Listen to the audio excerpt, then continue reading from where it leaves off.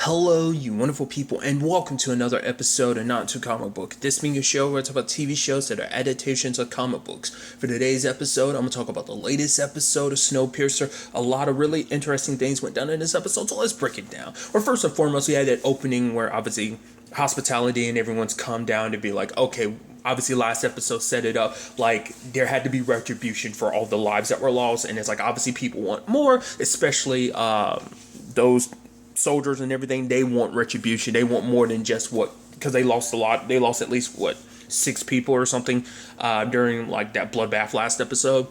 But so obviously the payback was just like, okay, an arm had to be taken, and at first they were setting it up to be the little girl, but her mom was like, no, it was me, I pushed her into this. And what's the lady's name, Ruth, she was kind of like, finally someone that's trying to take responsibility. So they end up taking the mother's arm instead, and we get because the entire time I was like, okay, so I was like, oh, when are they gonna pull out the blade, and they strap that thing onto her arm. I was like, I wonder, I was like, why are they doing that? And then like they opened a little slot. I was like, is there gonna be like guillotine that comes down or something? Like, what the hell? It's like, oh, well, that's a very, I guess, efficient way to do it, because this way I guess it technically cauterizes the wound at the same time. But basically they freeze your arm, they put you outside for a couple seconds. They time it so, okay, your hand is frozen solid, your arm is frozen solid, and okay, bring it back in and smash it. But still, there's the whole thing of like you have to pull out like the particulates, like you have to, like any shattered bone you have to remove from the arm. So it's like, that's a very brutal way. It's almost like some like Sub-Zero type of shit. That's what it makes me think of, as in Sub-Zero as in Mortal Kombat. The moves and fatalities, that seemed like a fatality type of thing. But nevertheless, I was like, so that's how you go about taking an arm. At the same time, obviously you have Andre, playing a role, a detective. Obviously he's working with that brakeman. Obviously she's not too happy about it. He's like, and he's busting jokes, being like, oh yeah, look at you, you have a little bit of PTSD. I think she's kind of forgotten the fact is that I saved her. She's like, yeah, but I wouldn't be in that position if it wasn't for your people, so you didn't really save me. So Andre kind of has to work with her. At the same time, Melinda, or Mr. Wilford, is talking to the engineers out front. One of them in particular is suggesting we slow down about 12%, but Melinda was like, no. Mr. Wilford's like, we can't do that. Just keep maintaining the same speed, because for him it's like, hey, we don't have a good layout of like what's really going on. We have an idea, but it's like, I'm hacking Russian satellites, but they're old and like they can't give us a really good picture of what we're dealing with, because basically they've been rotating around here for like the past 7 years, obviously, and it's caused like some shifts to the terrain, because it's basically throughout the episode it's kind of avalanching, kind of like escalates more and more from their speed, and it's interesting. And even the dude was like, how long is she going to keep up with this? It's like, it's been 7 years, hasn't it? So I guess like balancing the whole, like, I guess doing the whole going at it, like trying to keep things going at a certain momentum as well, because like to keep the train going like that, like I guess the whole thing is like it takes power, essentially, like, because I guess like it moving constantly at the speed it does, generates power, but to kind of like divert the power to other places that might need it for some, you kind of eventually have to shut down other places. That's my understanding. Like, I'm sure I'm probably like misunderstanding that, but I just thought it was kind of interesting, like that. And obviously this episode also does prove, like I thought, like there is literally only a select few people that knows her true identity. I'm thinking at most 4 people that know who she really is, because I don't even think Ruth does. I think Ruth just like, oh, you're Melinda. Like, she just looks at her as another person of hospitality. She's been working hospitality for the past 7 years. But it's like, a lot of people look at her as like, oh yeah, she's a person that like, at least she kind of gets rumored as being like, oh yeah, like some people look at her, oh, you're just the person that whispers in Mr. Wilford's ear. Like, you're the, or rather, he's the one that whispers to your ear and you pass it on along to the rest of us. Regardless, shifting back into the investigation, Andre's talking to the guy who found the body, but he was like, I just happened to stumble across it. I was checking I'm doing maintenance, and I found the body under a panel. There was even food and stuff like that, and Andre was looking at it and stuff like that, because the brakeman, she's eating it, but he's not, because she's like, yeah, none for him. But then it's like, another place they're going to is like this nightclub, which is interesting. And part of me was wondering, like, because the look on Andre's face, part of me was wondering, like, is he pissed because it's like all these resources to like a nightclub, kind of showing like the fact of the matter is it's like, oh, I guess like everyone needs their form of entertainment, but I guess for him it's just like this could all be used for something else. That's the look I initially got from him, but I guess it's just like it's a well-known, well, at least a known thing on like the higher floors, like that place and everything. So there is stuff that obviously wasn't being talked about in front of like the brakeman and everything, and then he goes and meets up with Zara because there's like a back room, because at first it's kind of like hinted at like it's kind of like a brothel. It's kind of what most people kind of label it as and get or under the assumption that it is, but Zara doesn't do that. Basically, it's like a room. It's kind of almost like a therapeutic meditation room. It's basically, for her, it's like it's meant to be because at one point during the crowd you see this guy like crying, and it's like, what the fuck is that about? Well, now you see like she kind of basically helps people grieve, like help them remember what was before what they've lost. So she ends up helping Andre, like, you know, because it's like they used to meditate. He's like, yeah, I haven't done it since you left us, you know. So but basically they're meditating, kind of, you know, he kind of takes them back into memory of him and Zara at the park together. He's like back home, then them in bed when he proposed to her and everything. And just the heightened emotions and everything. They just start making out, then have sex. And she's like, trust me, it doesn't always turn out that way. But for her, it's like she, the dude that died, like, was in a position, she kind of learns like, oh, like, she thinks he was a snitch, and then Andre's like, why you think that? It's because he had certain privileges. He was lucky. Like, the fact is that they were going to have a baby, and to be able to get privileges like that, like, it's just like he'll always get perks. Still, it's like that's kind of what heavily lent her to her to believe that he ended up he was kind of a snitch. So obviously the brakeman comes in, and she's like, yeah, so nothing too suspicious, and not, you know, obviously she's not in the know about everything, but it's not till they go to the medical examiner. And I like that, you know, obviously Andre's kind of slowly picking up stuff like we see throughout the scene, but obviously not letting her know. And I think it's interesting when it comes to the medical examination, he knows, because obviously his detective work, it's just like, okay, so the face is the way it is because the blood kind of pooled because he was laying what was it, like face up or whatever, or kind of implying like he was face down first for a while and then got turned over, saying like, looking at the like dismemberment and stuff like that, even like, oh, he was being choked while the whole motion of taking his penis was happening. And it's even interesting because the brakeman, like, she's like, he's giving her an opportunity. It's like, oh, I'm the senior cop letting the junior cop like figure things. It's like, all right, so tell me what you see too. And it's like, oh, that's interesting. I guess it's just for him. He's trying to get her to kind of let her guard down by like, because she never had a chance to really be a detective. She wanted to be. So I think it's kind of like rolling in that aspect as well. But then Andre kind of suggested this might be a cannibalism thing, and she's like, what? She's like, no. He's like, you did eat those noodles, and like, it's like, cause saying that basically what took the penis was most likely, you know, a cleaver. And it's like, wait, what? So who has a cleaver? The butcher. And she's like, no, there's no way they resorted to cannibalism and stuff like that. And he's like, the fact is, why not? He's like, we had our own version of that in the Tales. Talking about the fact is there was actually a small group that did that, and then they ended up tracking down the leader and killing him, but then like everyone took a piece of his heart because that way no one could, and ate it, that way no one could walk away from this saying they were innocent. And I was like, at first I legitimately was like, I was laughing a little bit. I was like, oh, you're messing with them. He didn't break, and then the scene ended. I was like, oh, that was some real shit. I was like, oh, I thought that was supposed to be a joke. I thought you were wait, that was real? I was like, holy crap. And so now suggesting that, oh, there's cannibals in the earlier car sim. I didn't even talk about it, but obviously things are kind of interesting too in their God, what would be higher cars, I guess is what I'm trying to say.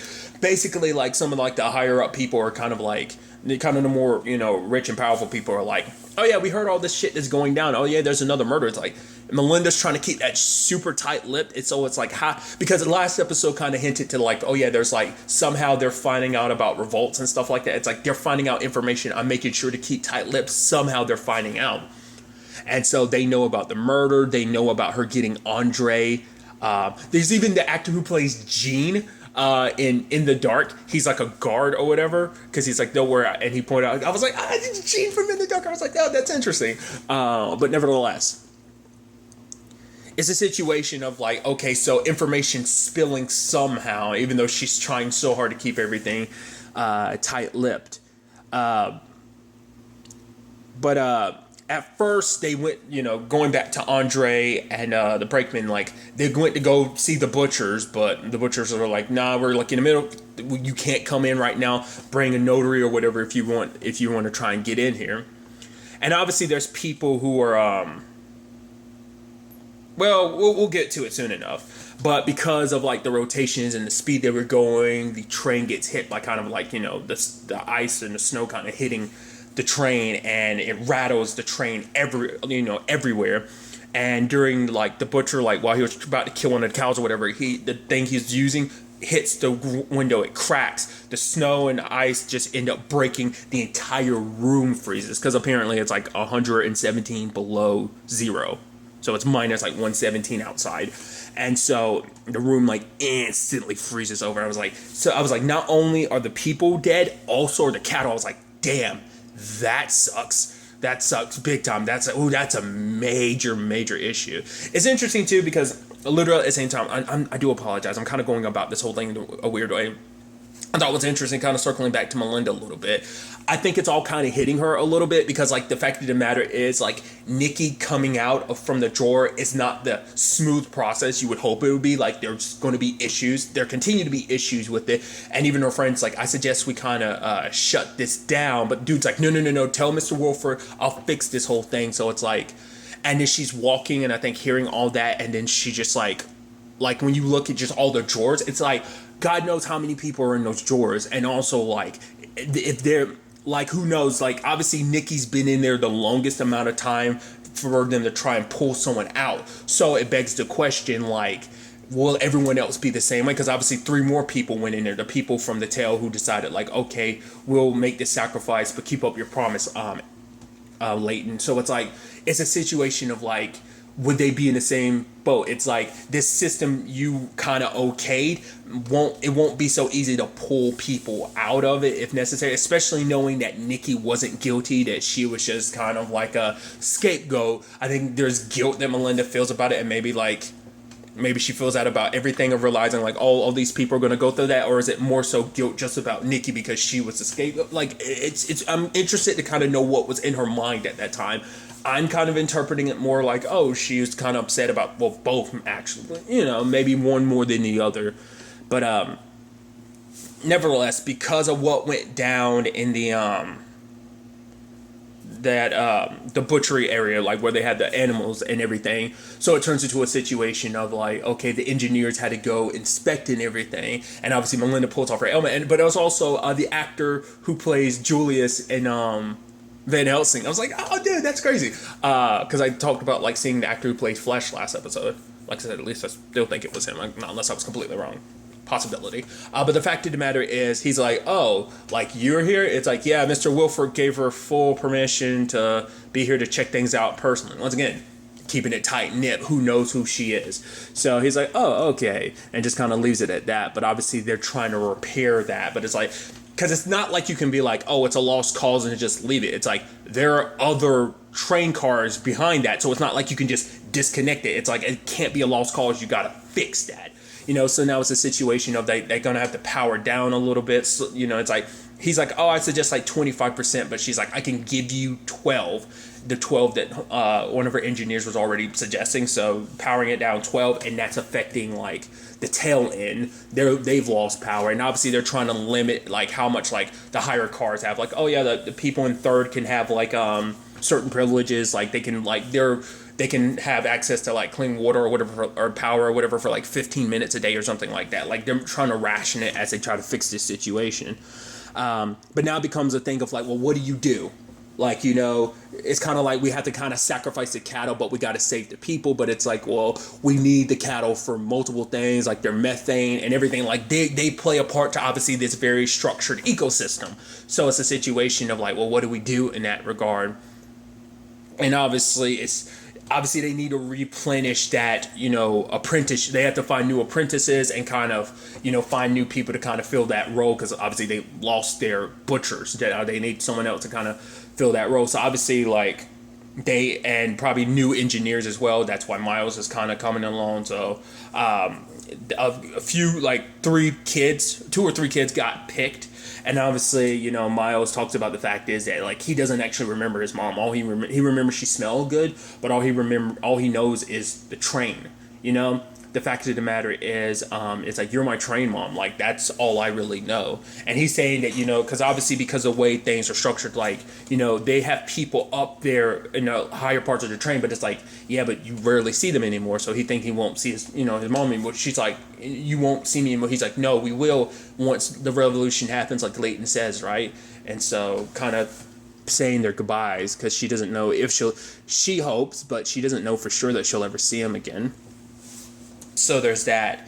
What I also thought was interesting is the brakeman, she kind of had Andre's back, because, like, one of the guards was kind of giving him shit, like pushing him aside, because everyone's pissed. Once again, like, retribution, they lost a lot of friends, but she ends up slamming a dude against the thing and was just kind of like, back off, and he was like, taily fucker or whatever to her, and he's like, well, that doesn't do us any good, because, like, them being pissed at me is one thing. Last thing they need is both them being pissed at both of us. But for her, it's just interesting that she kind of had his back like that, because I guess it's like he's here to do a job, and that's just kind of what it is. So I don't know. And so it just, like I said, it just seems like interesting. Like, I'm curious to see what that partnership becomes, especially considering what Andre has planned. He's starting his own revolution, so it's like, when the time comes, are you going to be sentimental towards her because, like, you were by her side this entire time? Or, it's not like she's in a privileged position, but it's not like she's the rich and powerful too. She's only in the position she's in because she's got a job.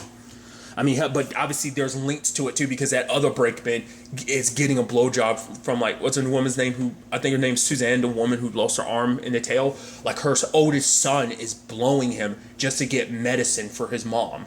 And, the fact is, obviously, it's like, oh, like, that dude's not even anyone, like, but how far that son is going to help his mom. And even, it's like, wait, where'd you get? He doesn't answer, because it's like, it doesn't matter. Just give this to my mom to help her with the pain and everything, So it's just like showing you kind of like, obviously, once again, the social structure and just like the infrastructure of just how things kind of work, what you have to do just to kind of get by and kind of survive in this place, especially for people in their position who are tailies, so.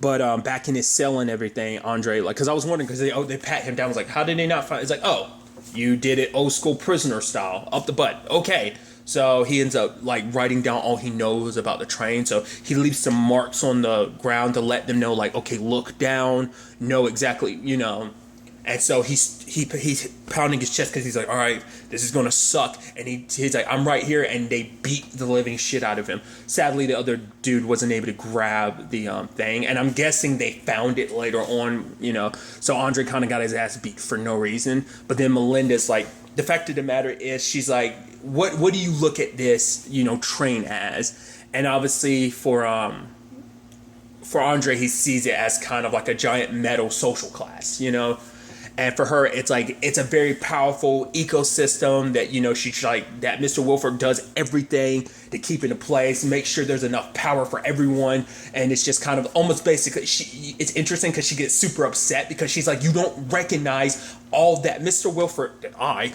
have to do to make sure that everything works in a circular position, like everything kind of like feeds into itself, that it all kind of works in this very like nice equilibrium. It's like you don't appreciate it type of, it was almost kind of like that, and I thought that was so interesting. But then Andre brings up, the victim, and it's like, oh, he was a snitch. Like, the fact is that he had privileges. This isn't about just like why you care about, because even the brakeman had told him, I thought this was kind of interesting to her, because like Andre was like, oh yeah, like, he's like, because she's like, you could just leave it on the butchers and say they did it in case closed. But Andre's like, I guess there's still that cop in me that wants to find out the truth. But for her, she's like, they literally took 3 hours to deliberate to immediately, like, there was no, like, winning that case for Nikki. It was just, like, they wanted it closed, and she ended up being their scapegoat. So she's like, almost basically, like, do you think anything's going to be different this time? Like, if you think you're going to find the truth, see what you're stacked up against. But so Andre kind of uses all the information he picked up from the case so far to be like, oh, I know exactly what's going on here. Don't you basically tell me about, like, what, like, kind of like, don't talk about things like I don't understand from your position, because it's like you've got cannibals and terrible, like all that you've got up here, killers and cannibals up here, showing that you don't really know what you have up here, so it's not like everything's as ordered as you think it is. Like, you have no idea who you've let onto this train. At least here at the tail, we've figured ourselves out, who we are, our position in this train, and like we figured ourselves out. Everyone else up here is still kind of like an enigma, because you don't really have a full clue on who everyone really is, type of situation. I'm butchering it. Like, I like the way he phrased it. I'm butchering, like, how, paraphrasing what he said. Because it's like, the reason why Sean died is because he was a snitch. You're wanting this murdered Saul. Mr. Wilford wants this murdered Saul because you're worried when he was being tortured, what secrets of Mr. Wilford's did he let out? So that's what this is all about. And then she's like, oh, you're very insightful. That's why Mr. Wilford wants to make you the train cop. But don't forget, that's the only reason why you're alive right now. So it's interesting how she has to kind of slip between, like, because she's always kind of kept like a very like certain demeanor that we've kind of seen. This is the first time we've really seen her kind of like turn it up like that. So I guess it's a little bit of that quote unquote Mr. Wilford coming out. Obviously Andre doesn't know that. No one else does except for like the other three. But regardless, I just thought that was kind of like a fascinating, aspect to this whole thing. Was like, okay, so is that why you also put Nikki on ice? Because once again, like, it's like, oh, like, and what if people start asking the wrong questions? That kind of got brought up last episode. So I'm guessing Nikki might know as well. Sean definitely does, because Nikki was part of that little chain and everything, remember, as well. So Sean might have told her some of those. So that's probably why she was really put on ice. So it's like, all right, to find the real killer and whatever they might know, because they probably might know that Melinda's actually Wilford, or maybe there's other secrets that are probably held too, Because I'm sure it'd be really, because if that got out that she was Mr. Wilford, like, everyone would probably flip their shit knowing, like, wait, you've been here by our side the entire time, so it's definitely going to be interesting to see ultimately where all this ends up taking us going forward into the next episode. But really, that's all I'm going to talk about. Until the next time we meet, be happy, be safe, live life to the fullest, and enjoy it. Good day, and goodbye.